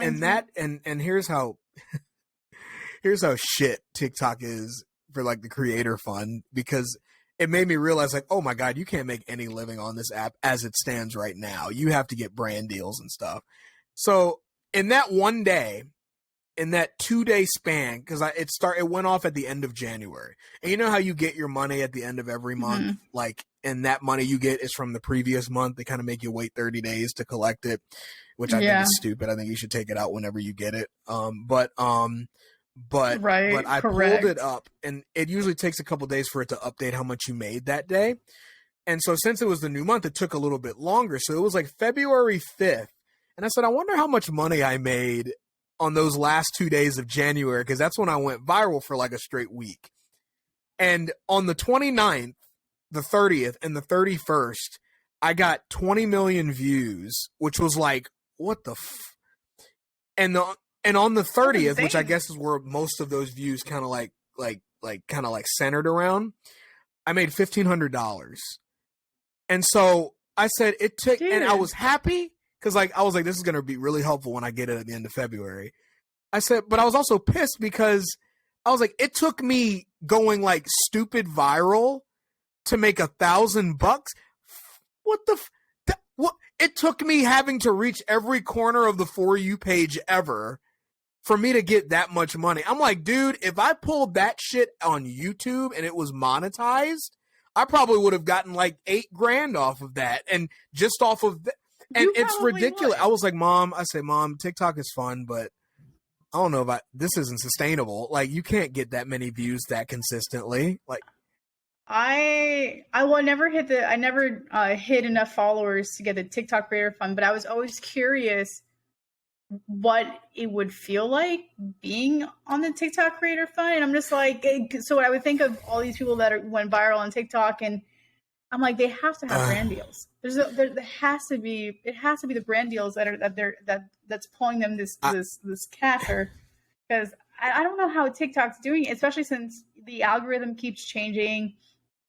I feel like it's no longer like you have to have 10K or X amount of like consistent follow. Like it has. It's incredibly frustrating for a lot of my other mutuals too, because it sucks. Because like I experience it too, but not on the level of some of my smaller mutuals and stuff with like more like 300, 500K, 10,000. A lot of times they'll be posting videos and they'll get like 1,800 views, and it's like, you mean to tell me that nobody? Yeah, that's how like my friend Nick really like that can be incredibly frustrating. Yeah, no, my friend Nick Downs. I think I've heard of this name. What's his username? Just Nick Downs. Nick Downs. Like, what's his username? Nick Downs. Oh, okay. Yeah, he does a lot of lightsaber twirling videos too. He's like, I think recently he did a lot of like, oh, these are the top like 5 saber companies should be getting, and then so many of those videos started going viral. And they were like, top worst companies you should not buy sabers from, which the saber community on TikTok is very interesting. Yeah. But yeah, I remember because we're mutuals, so he will put it on friends only, and he'll be like, I don't understand, like this video did very, very well, and then my next video, same quality, same content, nothing. And I'm just in fact, it's very rare for me to have back-to-back viral video. Like, I'll have a viral video and I'll have to milk that one as much as I can, because like what I typically do, and this has actually helped me significantly, maybe you can use this and maybe other people who watch this can use it too, and it sounds like a cop-out answer, like when you post videos, like just don't think about it. Like, if you have a good idea and it takes you a couple minutes to put together, don't worry about hashtags. Don't worry about what time of the day to post it. Post the video and don't think about it. I know it sounds really easy, and I know people look at me and they're like, well, it's easy for you to say that because you have, but I get it. Trust me, I get it. But like, even when I was a smaller creator, once I subscribed to that philosophy, it made it so much easier. Not that it made it go viral more. It just puts you in a better state of mind for a long period. And I was like, you know what? I remember one time I was going through like a 1.5 week long drought, and I was getting really irritated because I was like, I have like 800,000 followers. This is bullshit. And everybody agreed. So I said, you know what? And my buddy told me, he said, dude, just say fuck it and post whatever you want. And I said, you know what? That's what I'm going to do. That's when I started singing. That's when I started doing all this other stuff. And then next thing you know, a video about me singing about a dude throwing a piece of ice in the air to Creed, like, hits the it's like the most random shit. And then people are like, dude, why don't you blah blah blah? I was like, see, this is the shit I'm talking. It's frustrating, but it's also like, dude, like, that's the way to do it. Just turn off your brain.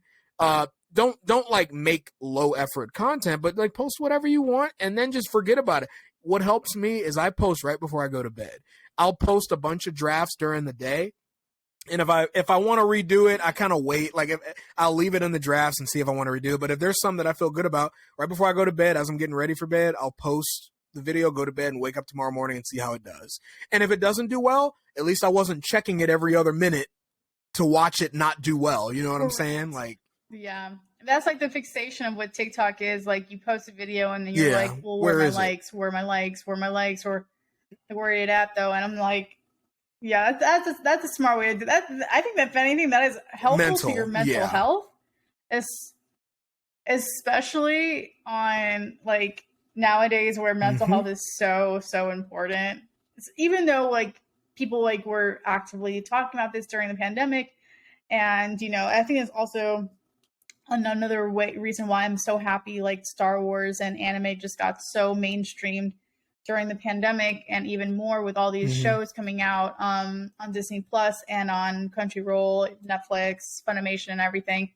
It's because these things help my mental health. Like I need to be watching anime. I need to be watching Star Wars to get through some of these days. The world's too messed up. I need a distraction. I am choosing not to pay attention to what's going on. So I deserve. 100%. 100%. And it's crazy. That was my mentality when I worked at Disney for 7.5 years. Like, oh, I don't even realize the outside world. And like now that I'm here in Atlanta, like working in the film industry, I'm like, I could just escape to go to Walt Disney World, you know, just forget about everything, put on it. Like, kid you not, I'm pretty sure I don't watch normal TV now because all I do is I watch Star Wars and anime. I'm like, I thought I was the only one. I don't watch traditional TV. Like news is too exhausting. News is too exhausting because like any second, like your world could come crashing to an end, and I don't like that impending doom. I'm like, you know what? If the world's gonna end, I don't want to know about it. And so, but YouTube, Twitter's a hellhole. Twitter is something that it's like I can't like I go back and forth with making my account public and private just because like there are things that I want to post that like maybe I shouldn't have everyone see this, and then things that, you know, I want people to I don't want to tag people, and I'm like, oh crap, I can't tag them unless I'm public. But it's definitely interesting. Like I definitely I'll go through my little Twitter scroll. I'll see all my pictures of Star Wars that show up from like fan art and stuff like that. And I'll just see these random like rants that happen that I see like has like 500,000 likes and something amount of retweets. And I'm like, yeah, that's a terrifying app, especially if you're worried about like the kind of stuff we were talking about early on, where I was like, everybody's looking at you. Oh yeah. Don't say or do the wrong thing. Like it's just like, oh. Listen, you can think you deleted something on Twitter. Nah, man, that thing stays like, here. Tom Hanks actually made a funny. Tom Hanks of all people.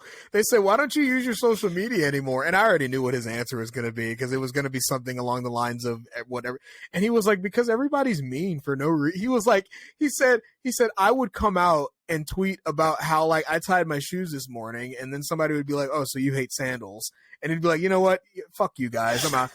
And somebody said that is verbatim the tweet that the guy said. He was like, see, y'all on Twitter ain't shit, because I could come out and say I like pancakes, and then y'all would comment under there and be like, oh, so you hate waffles, and then try and get me in trouble for that. He was just like, I'm so tired of you guys. And I was like, yeah, I mean, you know, it's you know a crucible. It's kind of why it is a crucible. It's why, like, for example, like my boss Danielle, like she's not as active on social media. Like on Instagram, like she'll share things, she'll share stories, she'll post, you know, stuff on Instagram, or whenever she's promoting a movie or promoting a show or promoting a brand deal that she has to do, she'll do it. But like TikTok, she made a TikTok like a couple years ago, and she said she had to do it for this brand deal that she was partnering with. But I was trying to get her to get back into it. I'm like, girl, you're Tasty from Orange is the New Black. You're Mahalia Jackson. Like, you are Leota Adebayo on Peacemaker. Like, you're in the DC universe. Like, people, like, you know, love you. And people have so many, like, we looked at her tag videos. She has so many, like, people, like, tagging her and stuff. And she's just like, I just don't know what to say. I don't know what to do. Like, I don't know how to do this. And even with Twitter, like, she's like, I don't even want to say anything because, like, one wrong thing, because I love Danielle, but Danielle will not hold back if she's feeling some sort of way. And so same thing. She goes, I don't want to have to like deal with people that I've never even met in my life talking to you like they think they have some sort of control. It's like, fuck you. Yeah, no, I admittedly, I always wonder whenever I get on I don't know if you follow me on Twitter, because I be like, I be saying I'm very passionate about certain things in the world that are going on, and to an extent, I think it's good.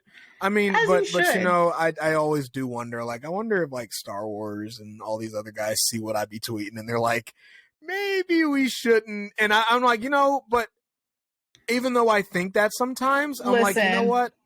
I am who I am, and this is me. I want to. Yeah, I'm not gonna like.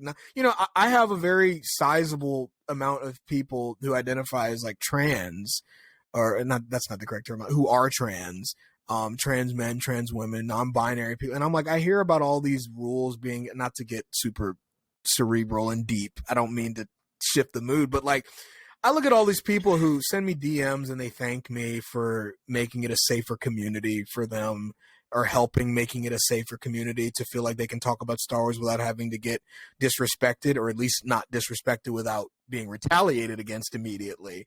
And that kind of snapped something in me. And I said, you know what? I kind of want to be known as somebody who is looked at as somebody who can feel they can feel comfortable listening to and talking to and being appreciative of. Because like growing up, like I don't come from a family, even though we've never really been like, I've never really come from a family that I would consider like extremely conservative, like, or anything like that. But I do come from a family that, we have certain tradition, like there are certain traditions and beliefs, like the Black community is not exactly the most progressive in certain aspects, like gay marriage and stuff like that. It's not. Listen, neither is the Hispanic community. I get that. And especially like it's in the Jewish community. Okay, I'm Jewish too. So like, I get that too. So yeah, you know what I'm talking about then, where it's like I see other people talk about that and they're like, oh, I thank you so much every day for being an ally, and I try and be the best ally I can, because like it's me going like, I learned a lot from not just TikTok but just so many people, like going to college. I learned so much from so many people. Like one of my first friends in college is a trans man, and that was completely new to me growing up. I had never met or known anybody like that. I had a very different idea of what that meant as a kid growing up.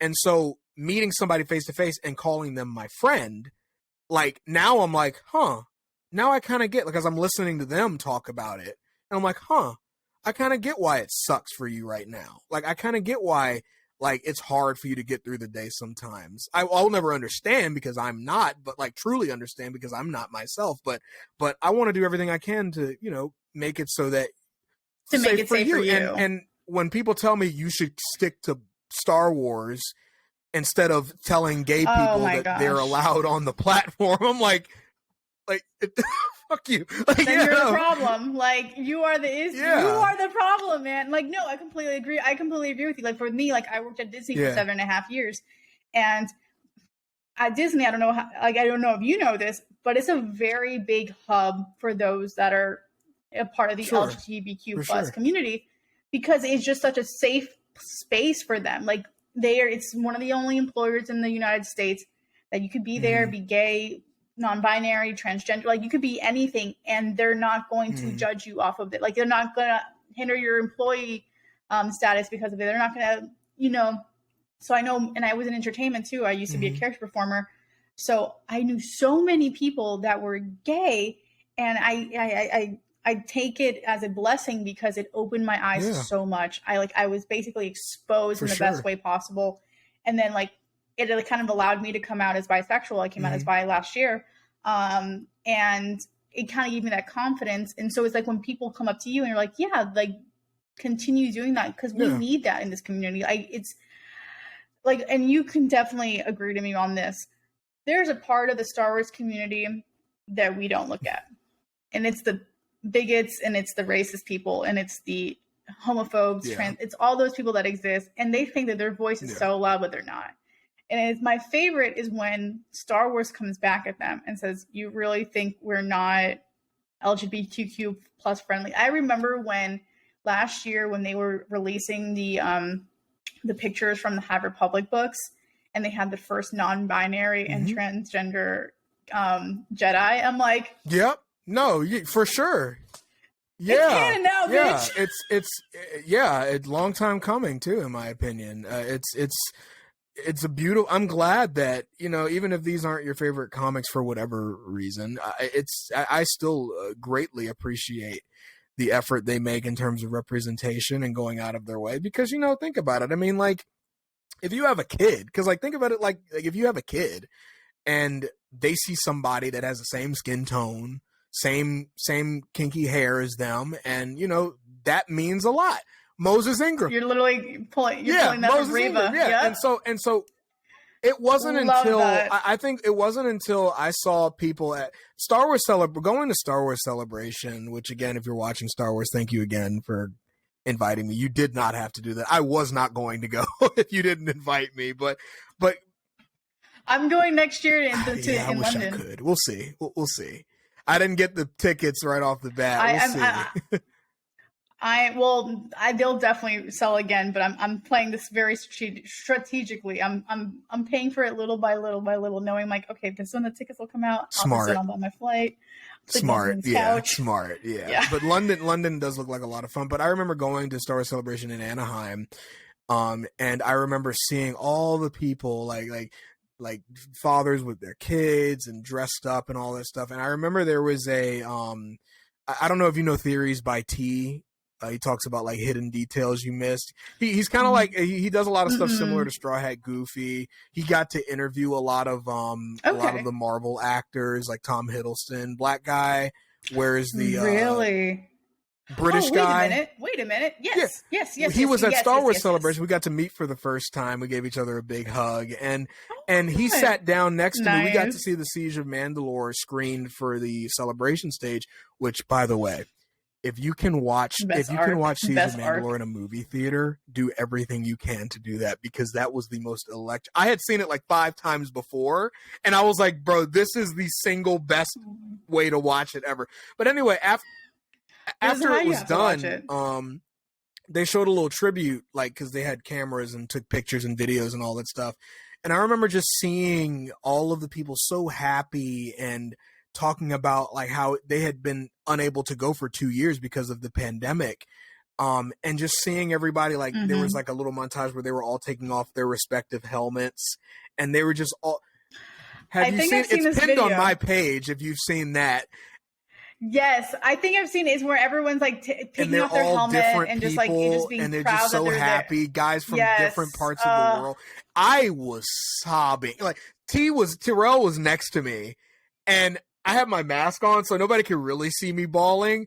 But he looked over at me, and he was trying to say something, but he just saw my face. Like, all he could see was how red my eyes were, and like, he gave me a big hug, and I just started bawling. I was like, he was like, "Are you okay, man?" He was like, I'm just so happy, man. I'm just so happy.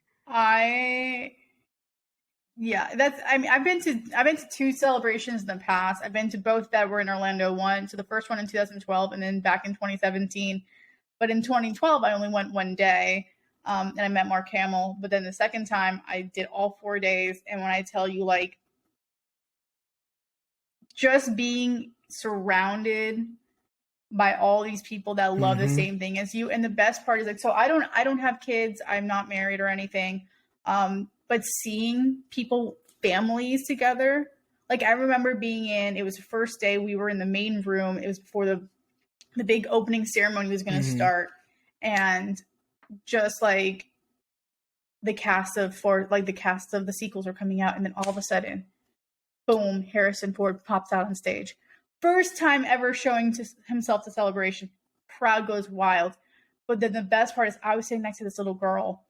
She got so excited. In my head, I'm just like, how does this little girl know who this old man is? Because he does not look like Han Solo from back in... He's aged a while. Back in the day. Like, this, he's aged. And then the first movie people have seen him in, in Star Wars, is The Force Awakens. Like, The Last Jedi hadn't come out yet. And she got so excited for him, like, blowing up. And then she goes, I would have been bawling. And I'm just like sitting there, and I'm just like, it's just this is why we do it. It's why I'm like, actually, that's why we do it. Is why we watch. It's why we support such an amazing like franchise and community. And the same thing, like I've never been to an anime convention, but when I see pictures and TikToks of like people at anime like at conventions, whether it's Anime Expo, or if you were able to get into Anime Expo, that's a story for another day. But like you just see all these parents and kids and just different people just coming together and just loving and celebrating what they're doing. Like it's the best feeling in the world. It's like, I'm just so happy. Like the weirdness and the nerdiness and the quirkiness is like now being accepted and loved and all that kind of stuff. But definitely a highlight is seeing stuff like that. Like it's like, I wish we could see it more. Like I wish Celebration was more. Oh no, for sure. I would love it. Dude. I want them to do it kind of like the Olympics, like the Summer Olympics and the Winter Olympics. Like they should do it like, you know, one part of the year it's this and then the other part of the year it's, I don't know. I would totally put aside thousands of dollars to go to those all the time. I know, like for example, like for like me and my friends were debating like, okay, well, they were just in Anaheim. So my next instinct was like either it's going to be in Orlando or they're going international. And I'm like, so the second they went international, I'm like, I can do London. I have a lot of my friends in the community are based out in the UK. So I'm like, I can crash on somebody's couch. We can make this happen. And then of course, like hopefully I don't remember this, but I think Star Wars Celebration was every 2 years. I think so for a while. Or it was like before Disney took over. For a while. It was still kind of a rare thing. Yeah, it was like every 2 years. It coincided with the upcoming movies. If I remember correctly, it first came out in 99 when The Phantom Menace was getting ready to come out. And then it came out again in 2002 before Attack of the Clones in 2005. And after the movies were done, they kind of did it a little bit more frequently because like George Lucas was like, well, we're not making any more movies, so we need to scrape in that cash somehow. We need to start making money, people. Let's go. Literally, they're like, Carrie, Mark, get your butts out there. I do regret not meeting Carrie Fisher at that Celebration. I would never have forgotten that guy that she made out with on stage. If that was me, I never would have forgot. I would have been like, I'm never washing my mouth ever again. I would literally, if anything, have that picture blown up, canvassed in my house. Josh, is that you making out with Carrie Fisher? Yep. Hell yeah. What absolutely, yes. Yep. Yeah. You need details? You want to tell you how I got up there? Yeah, the security guard almost tackled me. Oh my God. But Josh, it's been a lovely having you on this podcast. Like I said, I've been a fan for a very, very long time. I love your Star Wars content. I love any content you have. Your singing voice is amazing. Props to you, because not everyone can sing. So like the second I saw you singing, I'm like, oh, he's got pipes. A lot of people didn't know. I was like, wow. I was like, because like how it started was I would sing like the stupid Cha dude way. And then people were kind of like, haha, that's really funny. And so whenever they would follow me because of that, I would sing like seriously. And they'd be like, wait, you can actually sing? I'm like, you could kind of hear it in the joking one too. Like, I'm not Clay, the guy that duets me a lot. Like we duet each other a lot. He's actually a really good singer. Like I told him that I was like, dude, you actually can sing you should go up there one day. He was like, yeah, but like it's way more fun doing this. I was like, oh no, I agree with you. This is way more fun. It's like, oh my God, when you guys were singing this the Pledge of Allegiance. No, it's the Star Spangled Banner. Yeah. No, but I was just like, someone's gonna hire them for the Super Bowl. I saw someone comment that I'm like, if this is not the next Super Bowl, seriously, like, pay me once.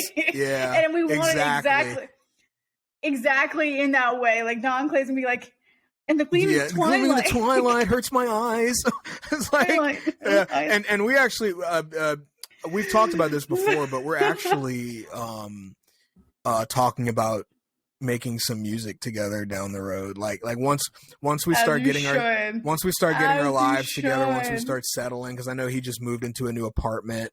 I know I'm still working through some bills and stuff like that. And so, but once we, dude, the life of an adult, man. I wish this stuff happened to me when I was 15. Like, I feel like I would have been like if I could do all this at the age of 17 when I didn't have to worry about anything, I'd be way more comfortable right now. But like now that I'm 25, I'm like, damn, man, this sucks. I want to. I know. I feel like I think back to my high school days, and I'm like, you didn't have to pay a single thing. You didn't have to pay a single thing. You didn't have to pay taxes. My mom never looked at me for bills. Now it's like, hey, Josh, it's like, oh my God. No, right? Like my mom, like before, like it was my mom, like whenever we went to Disney, we wanted to do something, my mom was putting down the card. We're going to go to Disney at the end of the month. And my mom's like, yeah, like you put down the card. And I said, what? Yeah. Said me? Oh, me? You put on the little kid eyes, like, me? Oh. I'm like, Mom, why?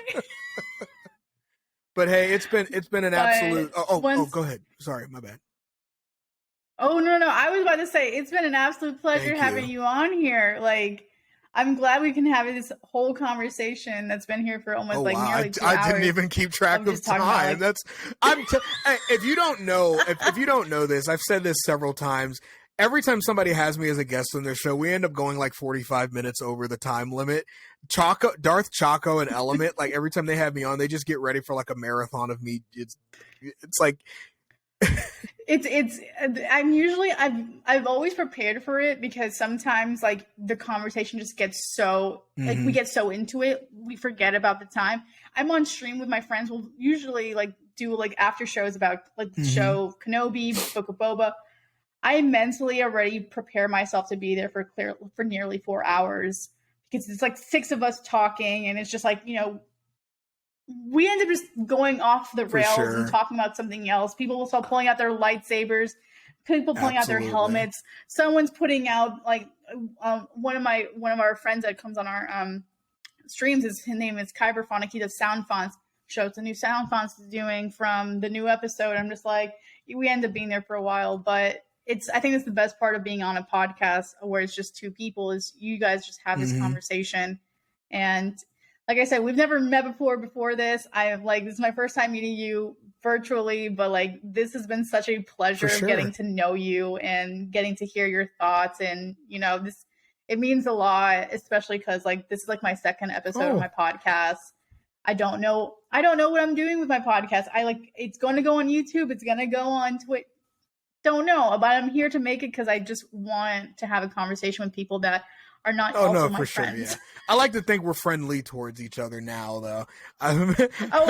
Now we are now friendly towards each other, 100%. We've now followed each other on Instagram, absolutely. And hey, if you ever need me as a guest on your show in the future, just feel free to send me a DM again. I'm more than happy to find some time to do another episode with you. Holding on to that, actually. I'm bored, man. There's never anything to do at my house. I need to talk to people. Listen, I feel that too. I feel that when you're by yourself in the studio, like, you gotta have someone to talk to.